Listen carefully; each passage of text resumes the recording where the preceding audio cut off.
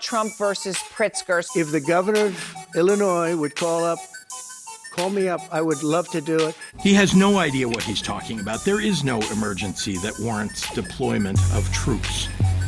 Chicago is a hellhole right now. He is insulting the people of Chicago by calling our home a hellhole. Now, we're going to do it anyway. Illinois Governor J.B. Pritzker responded to Trump. I can't live in a fantasy land where I pretend Trump is not Going in. I didn't say when. We're going in. Bitch, I'm going in. I'm going in. I'm going in. We have the right to do it. And I'ma go hard, and I'ma go hard, and I'ma go hard, and I'ma go hard.